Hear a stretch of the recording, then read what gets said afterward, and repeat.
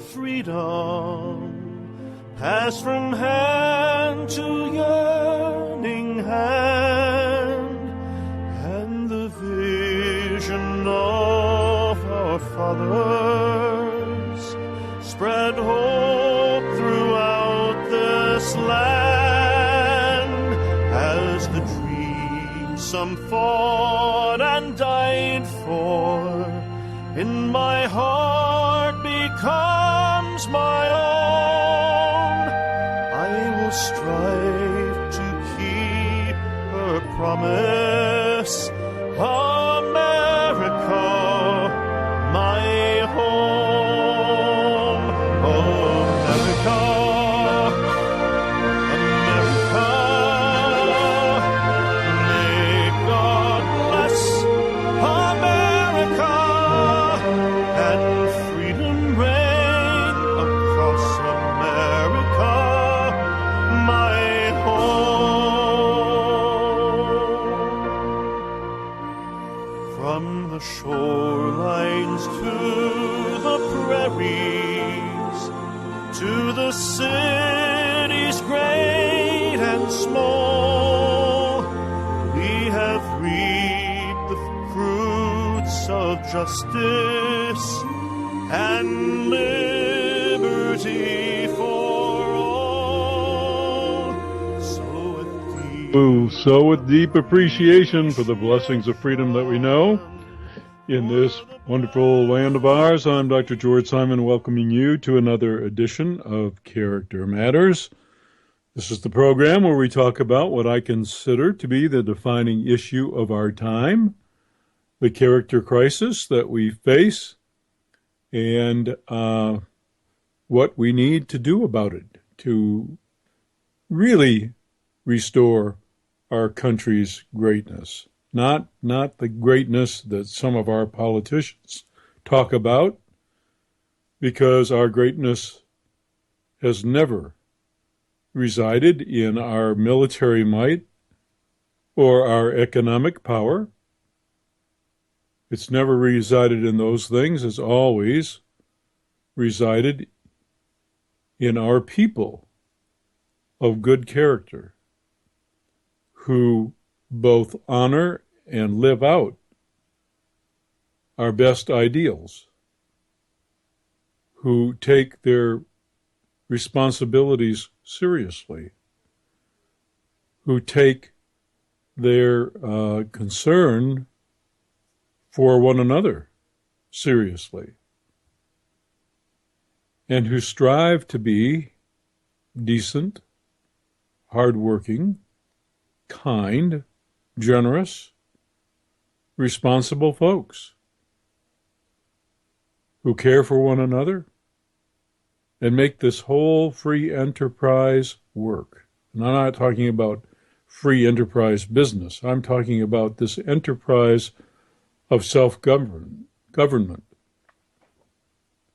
It's on the backs of decent people that great countries arise. And we have been in the midst of a character crisis for quite some time. We've been suffering the effects of it. We see it in our failed relationships, in our torn apart families, in our individuals who enter adulthood not able to function in a responsible way. We see it in the social decay, the crumbling of our institutions, the deterioration of our civic life. We see it in so many areas. And we can turn it around. And we have to do that one heart at a time. And that's the message of the song you hear. I was pleased to get yet another request for America, My Home, the song that you hear play at the beginning of the program and at the end of the program, because we're rolling into the patriotic season, I like to call it, between Memorial Day and Veterans Day. There are many patriotic events. We've got Memorial Day, then Flag Day, then Independence Day, and Labor Day, and then Memorial Day. These are fairly larger scale events at which this piece, which was written to be a performance piece, is typically used to stir passions and to get people thinking about what we need to do to rebuild a society where we really do care for one another and we really do thrive and prosper together and make of our communities a great society. We have it within our ability to do that. We're not going to do that by threatening to decimate everybody else who doesn't agree with us or who may have ill feelings toward us. We're not going to do that by economic means alone. We're going to do it by being the best we can be. We're going to have to change one heart at a time. You know, when we're strong as a people together, when we're of really solid character, taking care of one another, using our talents, not just to enrich ourselves. It's just fine to have an incentive to prosper. That's not an issue. But you have to also have a mindset to build something, to contribute something, to make the world a better place, to make our country a better place. And in doing that, you lay the groundwork for greatness. And we need to do that again. We need to change one heart at a time, because we have allowed that spirit to erode. And we have allowed for concentrations of power that are truly unholy. And that needs to be turned around. And it will be, because we cannot sustain what we've created thus far. We simply cannot do it. Now, my whole professional career as a therapist has been devoted to helping folks at the individual and family level recover their character. And in that vein, I have a new series of articles on my blog at manipulative-people.com. That's www.manipulative-people.com. A new series of articles on becoming a better person, addressing just that very issue. We all have it within us to be better people. And for some, that's quite a challenge. Because for some, their characters didn't shape up all that well to start with when they were younger. And their negative patterns got reinforced. See, one of the problems that we have is that when we have a social and cultural atmosphere that actually enables, to some degree, or even reinforces and rewards to a great degree, poor character, then you're going to get more character disturbance.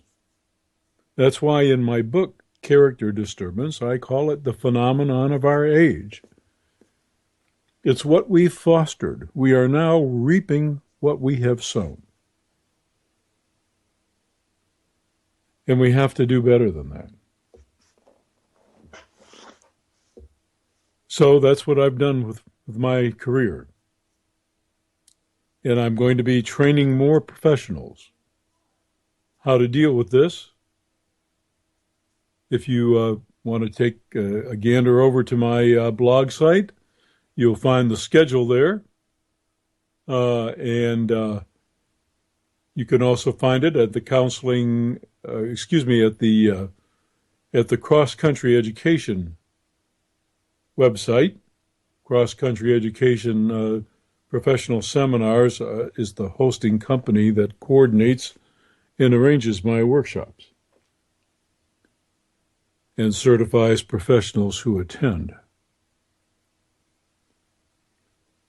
So you can read all about it, and you can also read many timely articles on the whole problem of character disturbance and how to deal with it on my blog at manipulative-people.com and in my books, In Sheep's Clothing, Understanding and Dealing with Manipulative People, the 20-year international bestseller,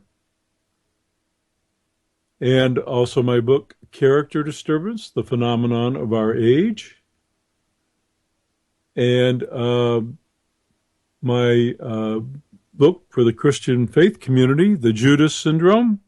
We're going to be talking a little bit more about that later in the program. And then my most recent book, How Did We End Up Here? My most recent book with Kathy Armistead, an excellent therapist herself and my co-writer for this book. How Did We End Up Here? A look at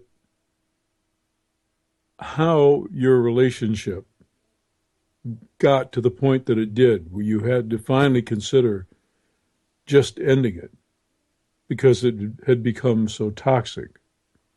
Or maybe you're in the midst of a toxic relationship with an impaired or disturbed character, and you're wondering how that happened. How somebody you once thought hung the moon could turn out to be so disturbed in character.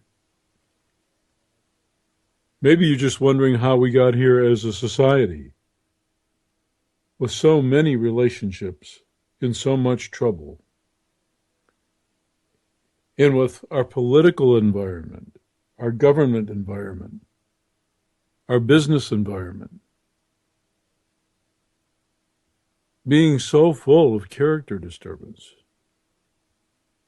It's pretty embarrassing. This political season has been the biggest embarrassment for me as an American citizen, faced with the choice of having to cast a vote for a cast of characters, none of whom I hold in any kind of high regard. It's pretty sad. Pretty sad when you can't solidly get behind someone you'd like to represent you.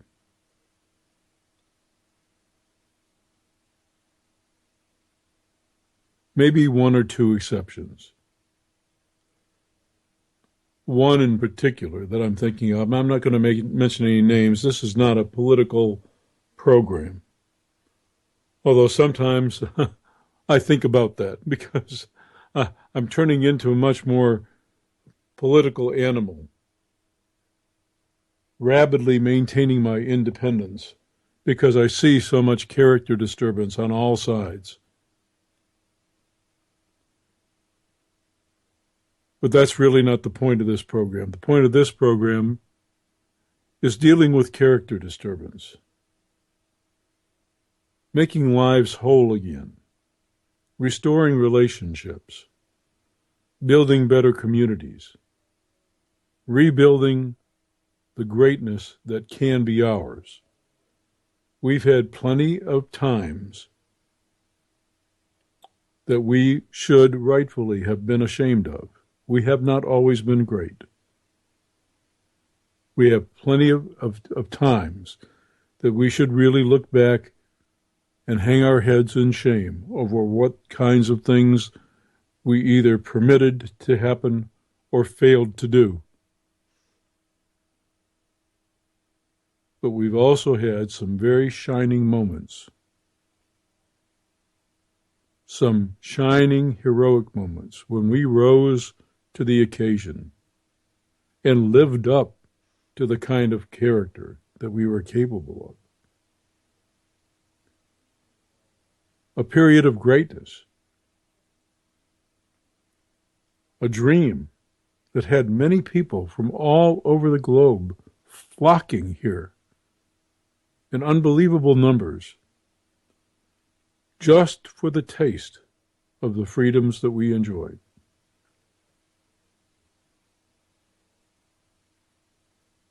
Freedoms that are under assault from every source imaginable, and all because of the character crisis that we've been in for the last several decades. We must do better. For the Christian faith community, this is Holy Week. Today was Palm Sunday. This is the time when we commemorate what we call the passion of the person we believe came to save us from our very selves with a very simple message. Simple does not equate to easy. The message is really simple. You know the faith, and you know the people that keep it by how they love. It's just that simple. It's not enough just to care. Real loving is hard. It's picking up that cross and carrying it.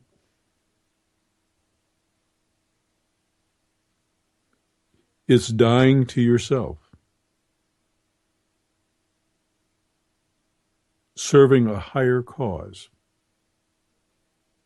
The message is really sublimely simple and just really difficult to keep. We're not wired that way.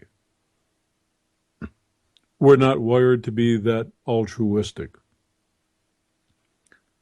With the right kind of faith and support, we can do it. And I'm not talking about the kind of faith that has people protesting on their lips all the time about what it is they believe and how they've got it right and everybody else wrong. That's not what I'm talking about. Talk, as they say, is cheap. What I'm talking about is living out the principles contained in our creed. That's what it's all about. Really hard to do.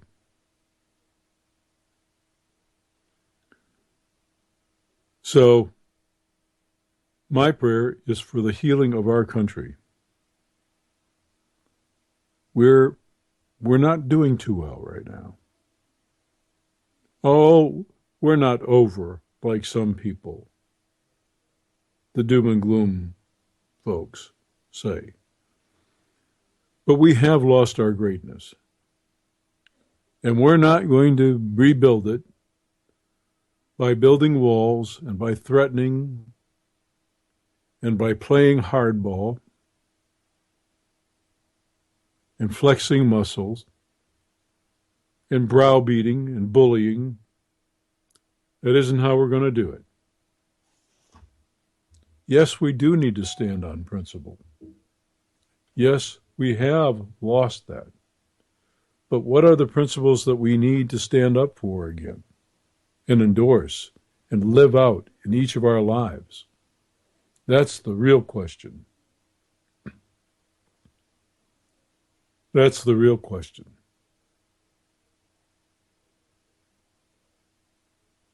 We need to have some really serious, honest discussions with one another about our problems.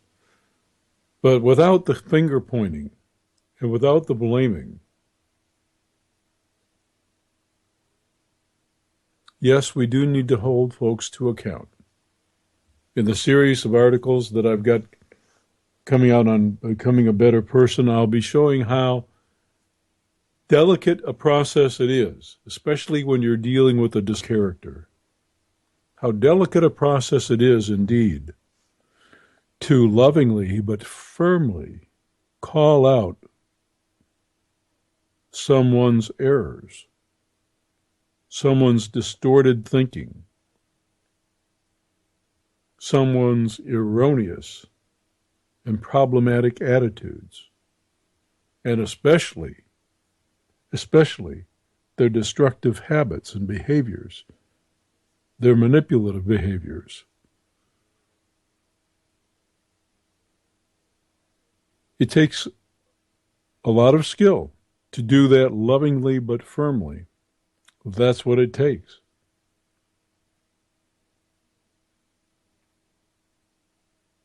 And so I'll be writing about it, and I hope you take advantage of the articles that will be posted, the second of which was just posted this past Friday. And also, if you have a question or two about any of the material in my books or on my blog, or you have a question you want to ask in general or a story you want to share, and you want to join the conversation in any way, the number to call is 718-717-8296. That's 718-717-8296. This is your chance to do it. You will not have that same chance next week. Next Sunday is Easter Sunday. I will be taking some time off to visit with family and friends, and I will not be available for a live broadcast that Sunday evening. So you will be treated to one of the best of, or one of the recorded programs pulled at random by our producer. So you will not be able to call in next week. So if you do have a question or an issue you'd like to discuss, or something you'd like to share that you think might be of interest to our audience, the number 718-717-8296. That's 718-717-8296. I need to make another announcement about the blog. My blog at manipulative-people.com is one of the more popular blogs in the country, has been for a while, but it's really suffered some in the last few years. We've had our first ever attacks of malicious kind of malware, and we also had some commentators who were creating some hard feelings. That, by the way, that is extremely rare. Extremely rare. I am blessed beyond measure to have some of the most insightful, respectful, caring, devoted, informed commentators that are on any blog anywhere. But a few years ago, we had some problems. They were very rare, but for the first time in the blog's history, I had to censor some folks and block their use. In the process, I also had to make some changes in the way the subscription service worked to the blog. And in that process and in that transition, we took kind of a big hit on the number of subscribers that we had, the number of regular subscribers, because we basically lost information. So it's really important that the blog succeed because that's where I get all the information out, and that's where people share and get out information out to one another. When people go looking for help in relationships and looking for help in their lives, it's one of the places that they turn, one of the places that they turn quite frequently. So we've been doing some things to help guarantee the integrity of the blog, and recently we moved to a new host that had some better service features because we had to migrate to a different new host several months ago, and they turned out to be not so good in their service, and as a result, my commentators were not well protected with respect to their some of their information, namely their email addresses, and so we had to correct that problem, and it took quite a while to figure out the reason for it and to correct it. But I feel confident that we are on top of the problem now and are protecting our vital resource. Our commentators are a vital resource. I appreciate them so immensely.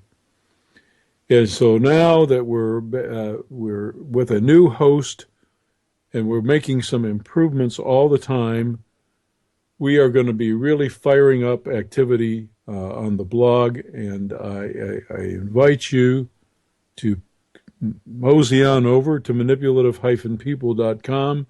The blog is not about just manipulators.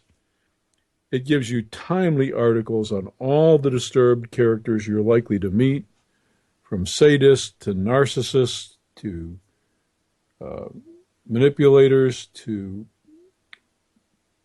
you name it. Any of the folks that are likely to cause you grief in your life, you can find out some tips, what makes them tip, how you have to deal with them, where to find the right resources for help, and also how to empower yourself. Tips on how to better handle the many situations that you're likely to encounter in this character-disturbed world of ours. You see, that's the dirty little secret. It's been that way for a while. You know, we have this industry out there, this mental health industry, that has continually redefined mental illness.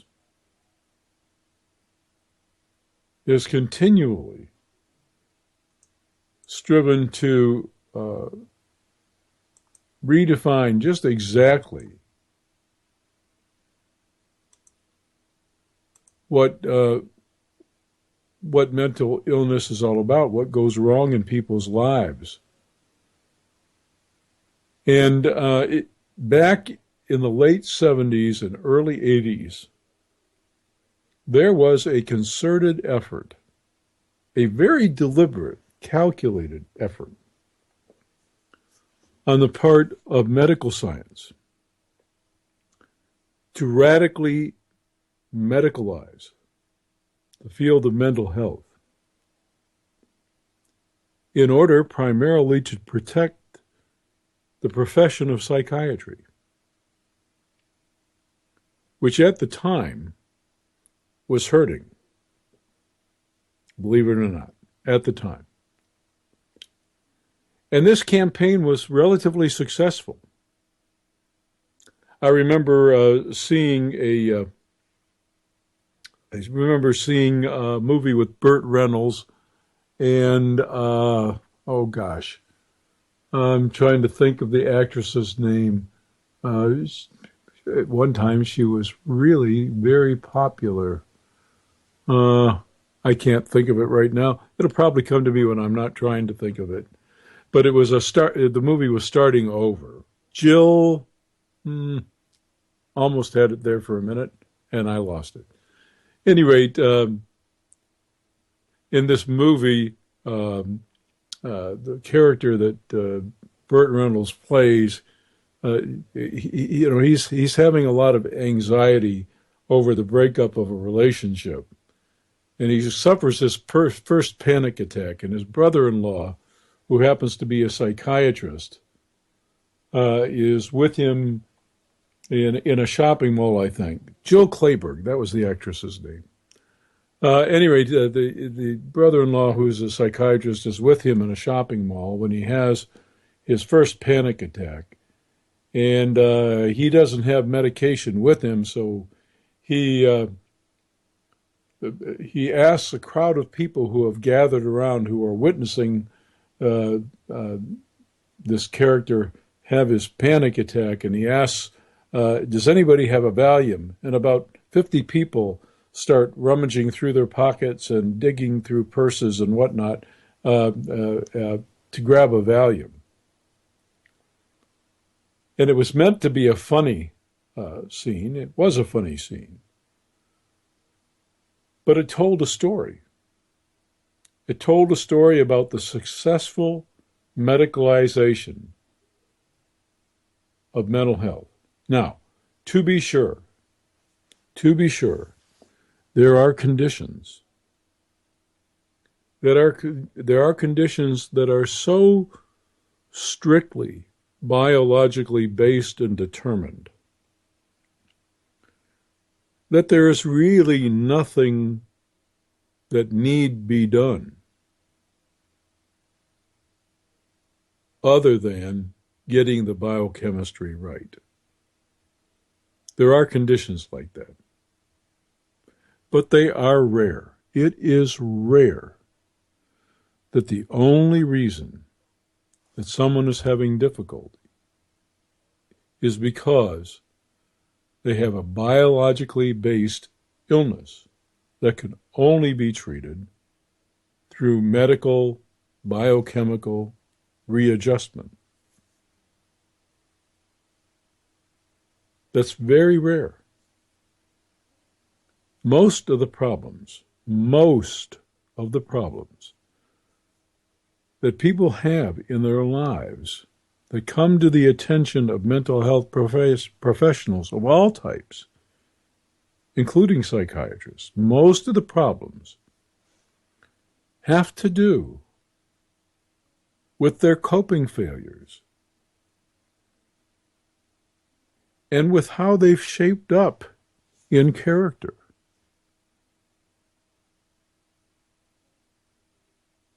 It has to do with how little responsibility they've taken over the years to shore up a character that can endure hardship, that can respond appropriately to adversity, can handle conflict reasonably.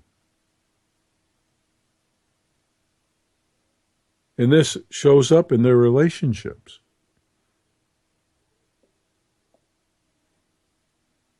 My wife of 35 years, almost, just a few weeks away, celebrating a birthday today. Happy birthday, Sherry. And,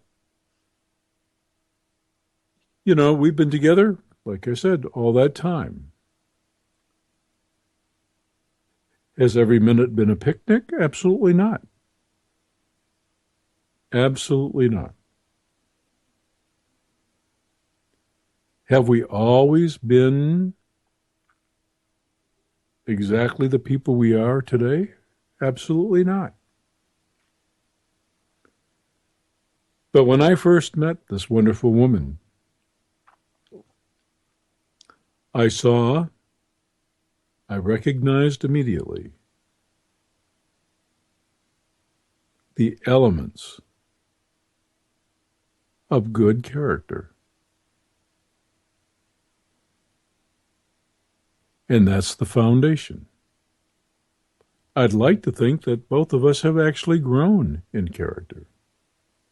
I know we've grown in our faith. I know that in many respects we're not the same people we were, even when we married. but the essentials were there. And I am grateful every day that they were there. Because there's no way that we could have weathered some of the trials that we've had to face if they weren't there. And if the commitment that we had made to one another weren't genuine and ironclad. You see, I look at this whole enterprise so differently than so many people who come to see me with relationship problems have looked at things. This is a life journey, a life of growth and development that I share with another person. This is my chance to get it really, really right, this loving business. This loving business fully, completely, unreservedly, selflessly. I'm not such an evolved soul that I can do it so well with everybody. That would be the ideal, of course. To be a walking, living, talking, breathing saint who is 100% purely loving to every single soul he meets. That would be the ideal, of course. I'm just trying to get it right with one person. And that's been a struggle.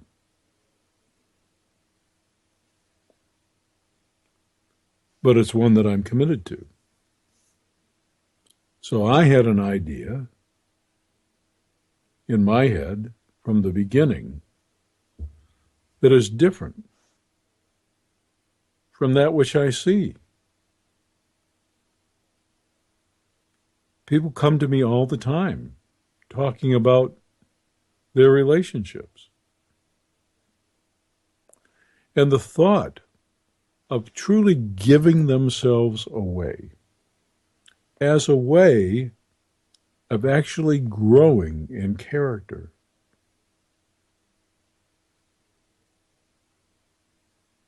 and laying the foundation for a solid family and a solid community and therefore a great society is the furthest thing from their mind. What's on their mind is, what's going to make me happy? Not really that. More so, what's going to give me pleasure? What's going to bring enjoyment into my life? And I find so many folks coming to a different opinion finally in their mid-30s and early 40s. And by that time, unfortunately, for the women, it's pretty risky. It's pretty risky for them to consider having children. Maybe impossible to have children. So when they think about having a family, it's kind of like too little, too late. This is a surprising thing that has happened to us.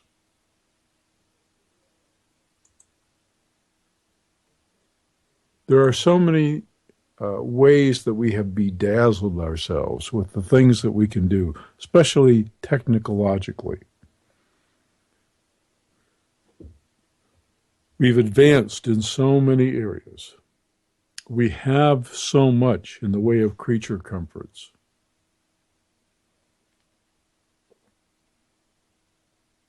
But we have not advanced in character. We're as polarized as we've ever been? We're as isolated from one another as we've ever been? I'm embarrassed to say it, but I have a couple of neighbors that I know fairly well. We don't associate a whole lot, but at least I know them. But I can remember, I'm dating myself here, folks. I can remember a time when I knew everyone on the block, even as a child, and my parents knew more.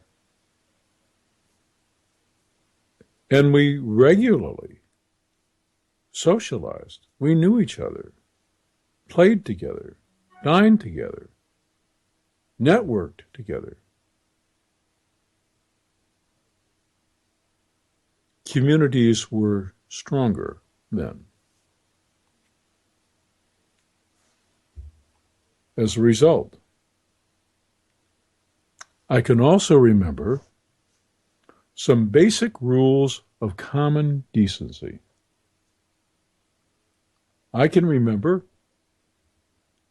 expecting the same rules to apply as a youngster, no matter whose home I was in. The same expectations from any adult figure. And I can remember feeling like I would be held to account by any adult figure, especially any adult figure that had to report to my parents that I had done something or said something that I shouldn't have.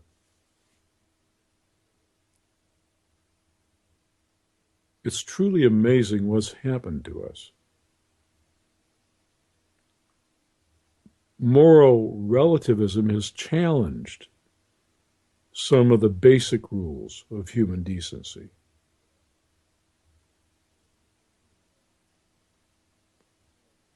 I can remember when it was not considered respectful, was not considered decent, it was not considered really civilized to talk in certain ways in public or in mixed company.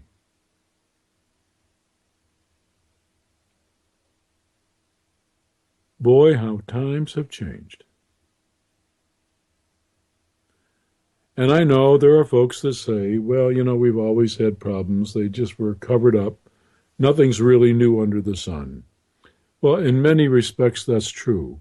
But some things have changed, and they haven't changed for the better. And the statistics bear it out.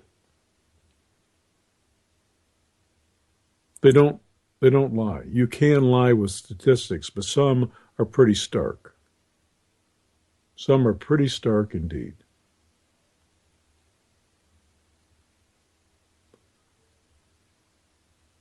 So it bothers me. It bothers me that we've let this happen.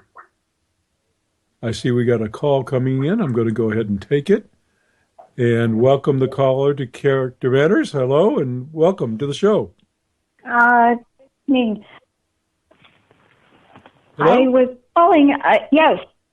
Go I ahead. was calling. I had to let you know that I got your new book, How Did We End Up Here? Mm-hmm. And I have to tell you that I think it far surpasses the other ones, even though those were just excellent books.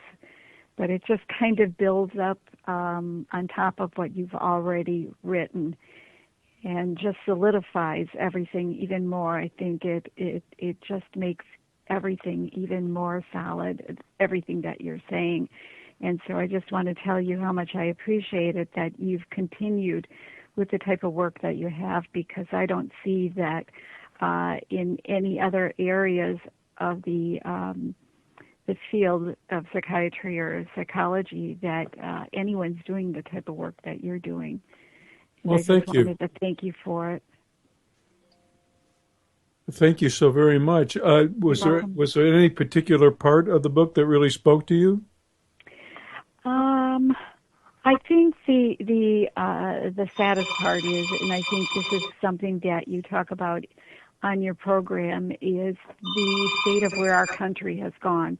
It's basically a reflection of who the people are in the Yeah. country, Yeah. our character, and it seems that by the time we're aware of who and what we're dealing with, it's gone beyond the point of where we're actually able to do something.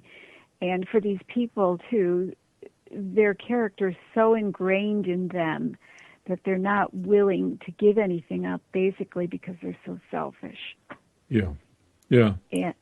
And I think that was the some of the saddest things to realize more. But also, the good part of the book is, I think that you touched on, is the things that, as a person that has dealt with these individuals, and that there's something that we can do for ourselves, something in taking back who we are and building a strong character in ourselves far beyond what we ever thought we were capable of doing.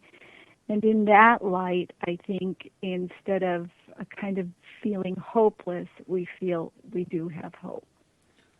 Well, thank you. I'm so glad that you enjoyed the book, and I appreciate, by the way, and I know my co-author, Kathy, will especially appreciate that you say that it's even better than the other books, because we wanted to do this for a long time.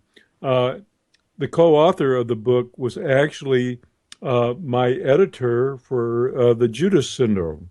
Okay. And she'd been familiar with my work for a long time and really wanted to craft something just like we did with me, so that it would speak to that issue of personal empowerment. You know, I know so many folks who are left so decimated. They put everything into a relationship to make it work. They didn't realize how impaired in character the person that they were in a relationship with was, until it became all too clear. And by that time, you know, it was kind of late. And then on top of it, as you may have experienced yourself, they tried to get help. And one of the things that people learn very quickly if they're dealing with character disturbance is there's not a whole lot of professionals out there who are really trained all that well to deal with character disturbance. So the problem is twofold. One, character disturbance is a really, really tough problem to deal with, period.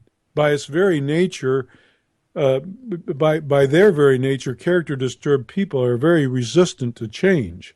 So they're difficult to work with to begin with. And when you try to help with traditional methods, it's just an absolute losing battle. So what people who are in these relationships are faced with is they've put everything into the relationship to try to make it work.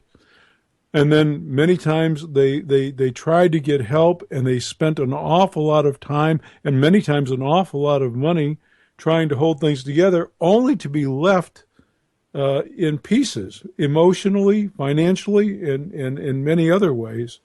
And then they are faced with the daunting task of picking themselves up, regrouping, and then getting on with life, and then hopefully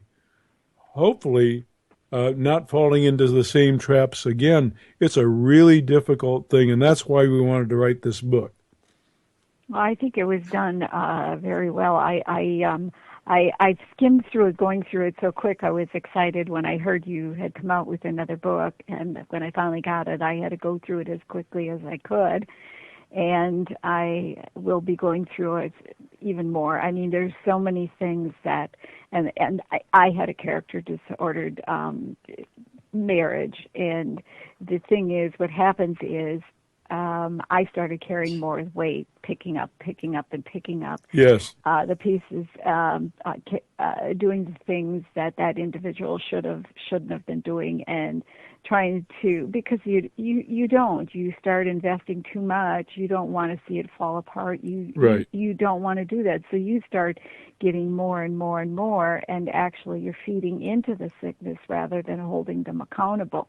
And that's something that I saw in the book that early on, if I would have started holding that individual accountable, at least in my situation, there could have been a possibility of change.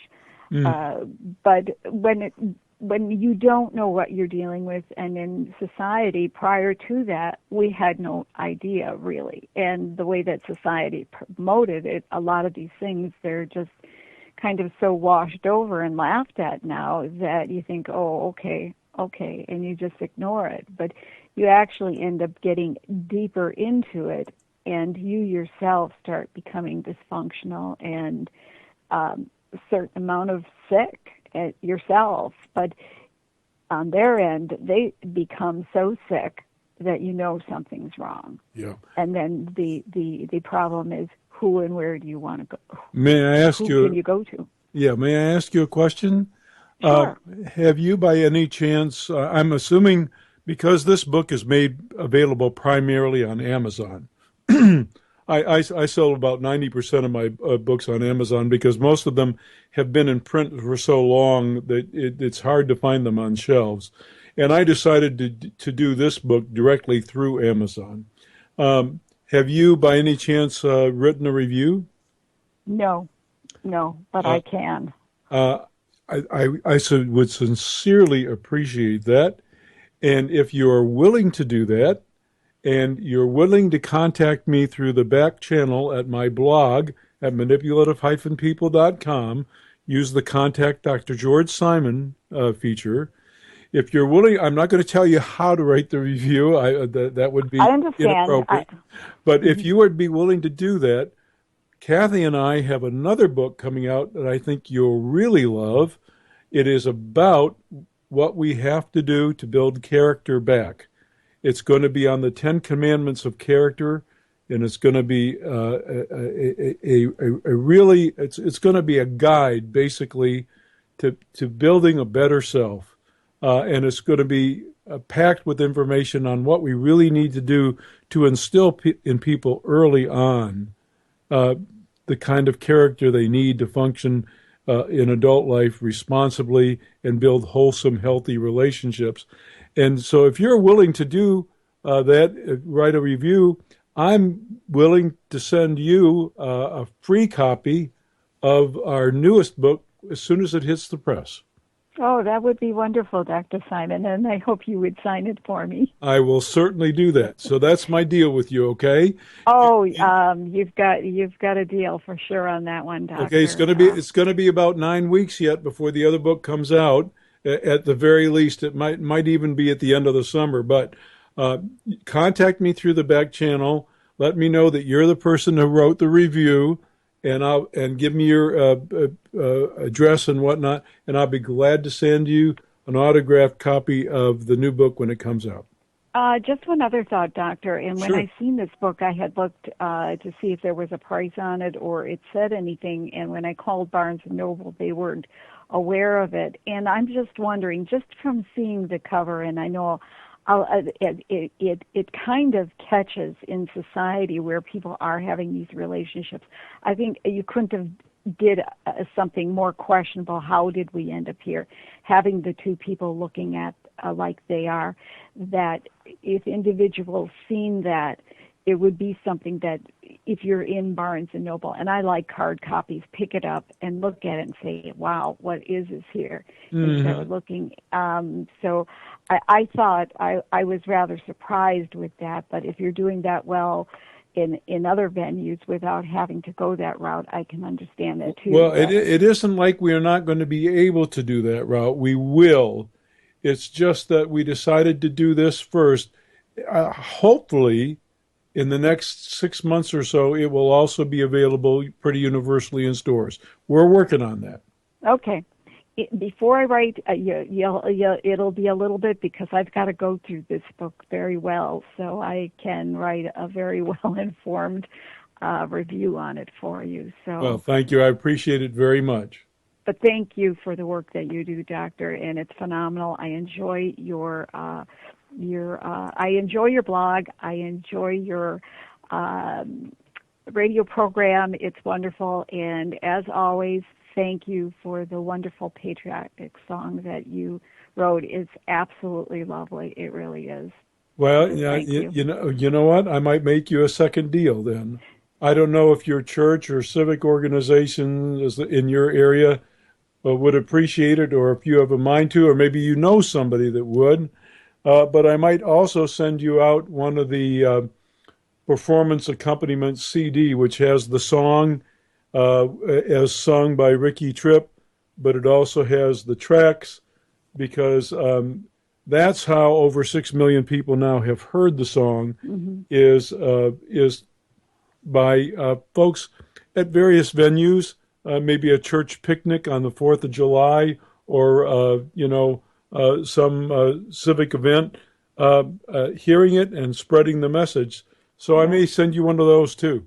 Well, thank you, Doctor. And I will say I agree with you with the politics of what went on. I've been watching all the debates, and I try to be proactive in that in my life, in knowing who I'm actually voting for. And I have to say that I found one person on the stage through both parties, and I'm a conservative independent, and I look at the person, was Dr. Ben Carson, was the most honest, decent person up there that refused to be involved in all the pettiness, and he didn't spew forth the lies that the others did, doing anything to get attention. And it's really sad. I think it's great. It's a pretty sad statement, isn't it? Yes, I think it's great that an individual will come out of the population and run for a party rather than these politicians that go year after year that are bought and sold by the big PAC corporations and just every special interest, et cetera, that you have someone come up, and what they did to him was really sad. And the people don't really realize the treasure that you have here and what this individual was going to give up in order to bring back our society and country as a whole.